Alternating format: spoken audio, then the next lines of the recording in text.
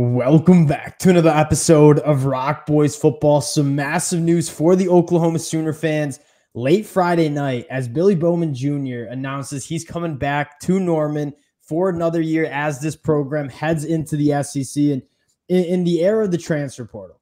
This is better than any transfer portal get the Oklahoma Sooners are about to get in the month of December and January. Kind of one of those guys that just the heartbeat of this defense, the heartbeat of this team in a lot of different ways. A guy that's had 6 interceptions, 3 of which have been brought back for touchdowns, a game changer, a leader, one of my personal favorite Oklahoma Sooners. Want to talk a little bit about Billy Bowman Jr.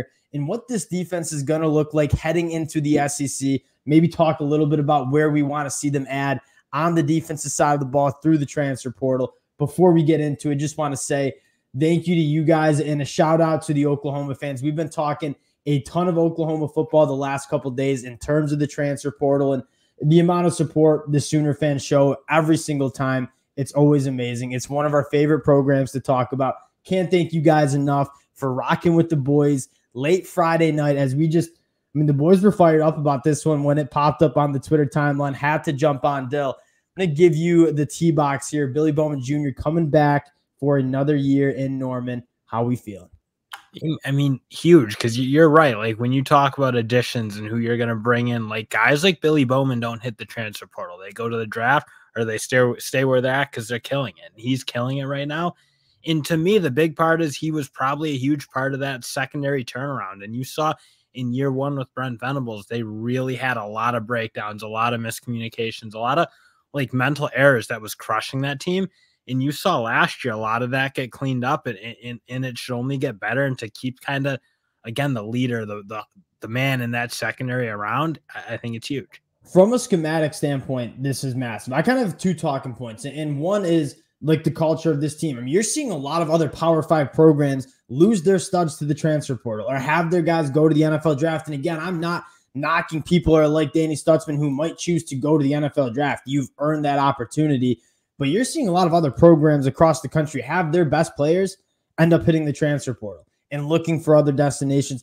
That's not what's happening with this Oklahoma program. Their studs staying in Norman. And to get into kind of some football talk here, I mean, this allows you, when you have a veteran guy in the back end of this defense that can do so many different things. I mean, really good in coverage. He's good coming up in the box and tackling and stopping the run.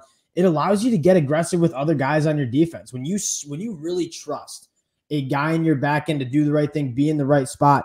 Brent Venables with that front 7 has now a ton of opportunity and a ton of freedom to scheme up some blitz packages and do some different things. And I mean, I'd be lying to you if I'm not sitting here in early December already can't wait enough to get to early September and see Billy Bowman Jr., Peyton Bowen playing that back end. You're asking me to pick my favorite safety room heading into next year. I mean, there ain't many more than Billy Bowman Jr. and Peyton Bowen in that back end of this defense. And the big thing is when you have a stud at that safety spot who is rangy and makes a lot of plays and can cover a lot of ground and tackles very, very well in space, it does allow everyone else to play free. And I think you saw that in Oklahoma. They played really, really aggressive. They wanted to get their hands on footballs. They got a lot of takeaways.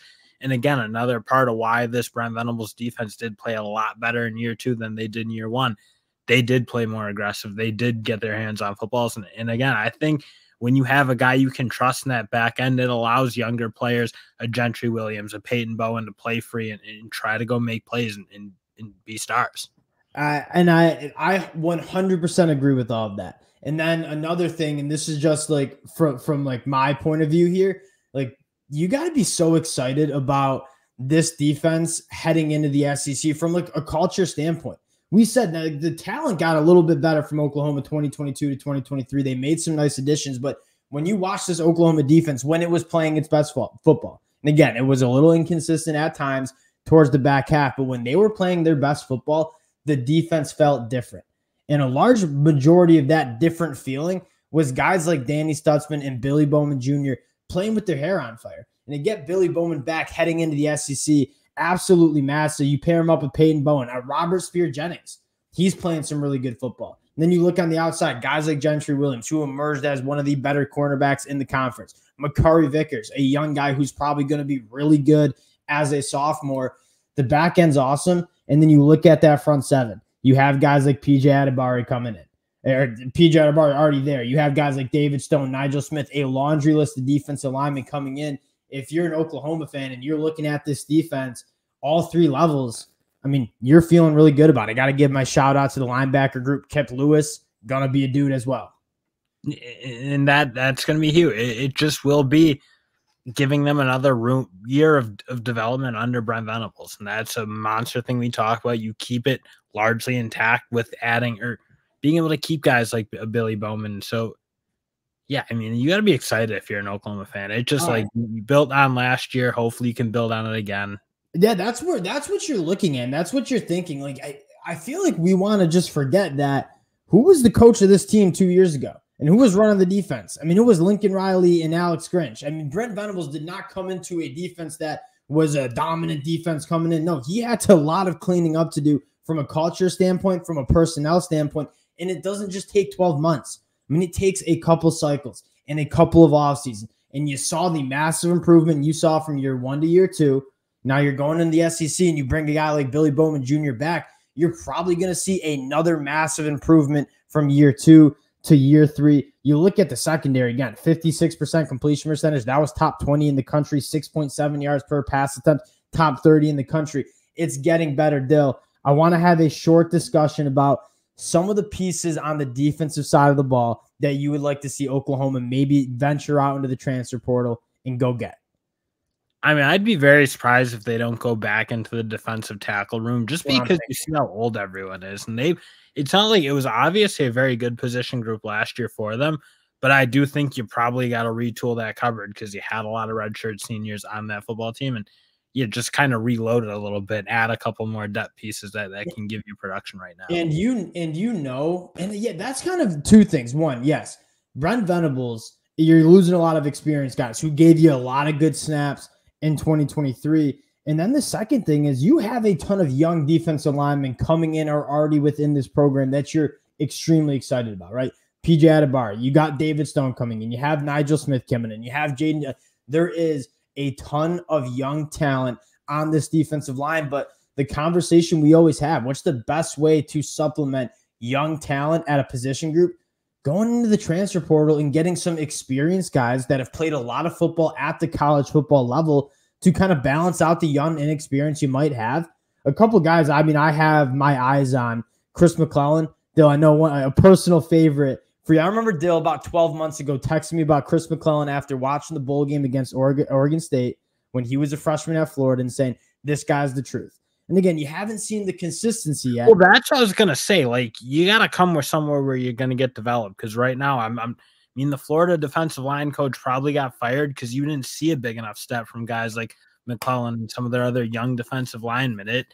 You can just make that jump. I mean, he's got that talent. You see those flashes of big, powerful, can be more disruptive, but just didn't play like that consistently enough. You go to Oklahoma, you got to hope you got a better shot of developing just because kind of how you saw some of the guys play this year, like Coe and Dejon Terry, guys who didn't really dominate until they got to Oklahoma and then played really, really good football for this team. So I'm sure he's got to be looking at, just looking around. Where can I go that I'm going to get developed? I'm going to have a good opportunity to play and kind of get into that draft status more. And he's a guy that certainly is going to be on NFL radars if he kind of unlocks that potential that we all know he has, right? Former top 100 prospect, guy that's from the state of Oklahoma, was trending to Oklahoma during his recruitment out of high school. Now he's in the portal. LT Overton, another guy. But at the end of the day, Brent Venables, I mean, kind of adheres to the idea that you need a lot of talent, but more importantly, depth on your defensive line.